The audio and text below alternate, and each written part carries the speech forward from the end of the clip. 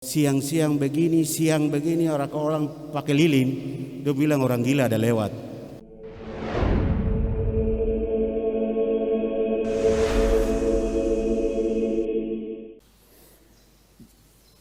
Berjaga-jagalah, sebab kamu tidak tahu akan hari maupun saatnya tiba. Itu ayat terakhir dari Injil yang baru kita dengar. Berjaga-jagalah, sebab tidak tahu akan hari dan saatnya tiba. Ibu bapak saudara-saudari sekalian, diminta berjaga-jaga di dalam Injil tadi. Dan sebelum itu mengungkapkan berjaga-jaga itu, sebelumnya Yesus menceritakan satu perumpamaan, yaitu 10 orang gadis yang bodoh dengan yang bijaksana. 5 yang bodoh dan 5 bijaksana. Ada 10 gadis perempuan yang sedang menyiapkan diri menyongsong kedatangan mempelai. Ibu bapak saudara-saudari sekalian, seandainya mempelai itu datang pada siang hari, bukan malam, apakah lilin dengan minyak itu perlu tidak? Saya rasa tidak perlu. Kalau siang begini orang pakai lilin, dia bilang orang gila ada lewat. Karena tidak mungkin siang-siang pasang lilin baru untuk menerangi diri. Kecuali kalau siang-siang baru perayaan, seperti di altar begini. Memang itu harus pakai lilin, kalau tidak nanti tidak kudus menurut orang. Ibu bapak saudara-saudari, tadi dalam Injil mereka siapkan pelita minyak karena memang mempelai itu datang. Maka itu berjaga-jaga itu tergantung juga dari si kondom. Kondom itu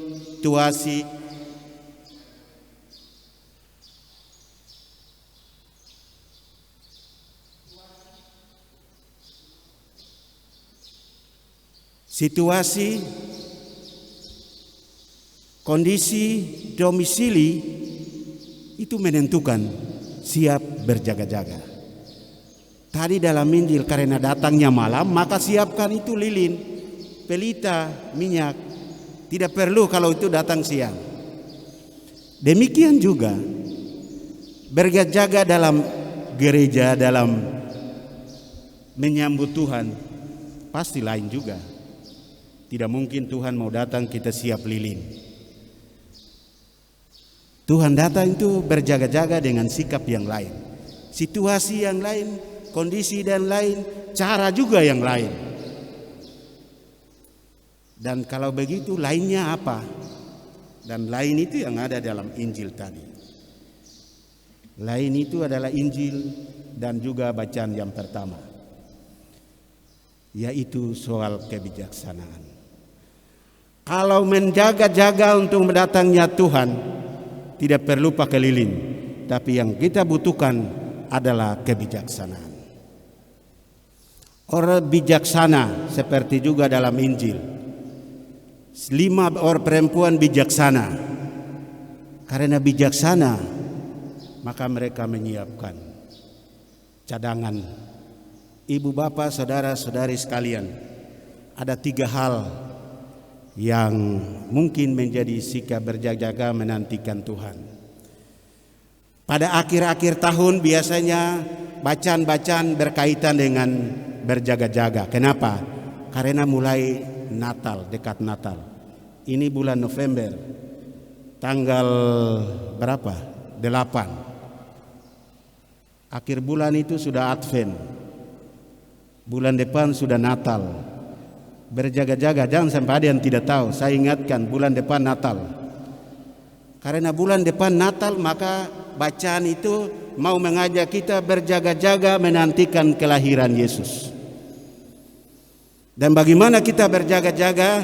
Ya tadi dalam bacaan bijaksana.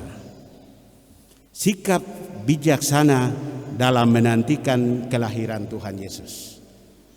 Kita sedang berjaga-jaga. Saya juga kemarin baru diingatkan oleh teman saya SMA. Kami punya WA angkatan SMA Muslim, dia bilang, teman, kamu sudah mulai Natal ya?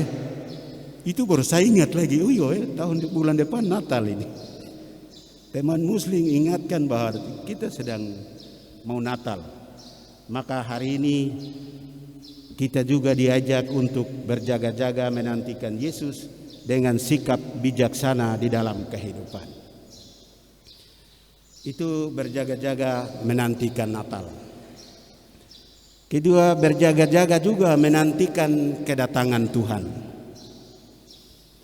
Saat dan kapan Tuhan datang, Yesus dia bilang tidak tahu. Karena itu harus berjaga-jaga. Dan berjaga-jaga menantikan kedatangan Tuhan yaitu dengan sikap bijaksana. Sikap bijaksana di dalam keluarga, di dalam tugas, di dalam karya. Itulah cara untuk kita menyiapkan diri, menyambut, mempelai Tuhan Yesus hadir pada akhir zaman. Dan yang ketiga, sikap berjaga-jaga karena apa? Karena kita tidak tahu sebentarkah, besokkah, kapan kita dipanggil Tuhan. Kapan kita mati tidak ada yang tahu kecuali Allah sendiri. Karena tidak ada yang tahu, maka sikap jaga-jaga adalah cara untuk menyambut kematian itu. Kematian kita mau sambut, tidak ada cara lain. Cara salahnya adalah berjaga-jaga, bersiap-siap, berjaga-jaga dan bersiap-siap dengan cara apa? Bijaksana dalam kehidupan, bijaksana di dalam keluarga, dalam tugas, dalam karya kita. Itulah cara yang tepat untuk menyambut kematian kita. Kalau orang yang tidak mau sambut kematian dengan bijak, dengan baik, itu orang yang hidupnya di luar dari kebijaksanaan Tuhan. Mari kita bijaksana di dalam hidup, karena itulah cara kita untuk menyambut Yesus dan menyambut kematian kita.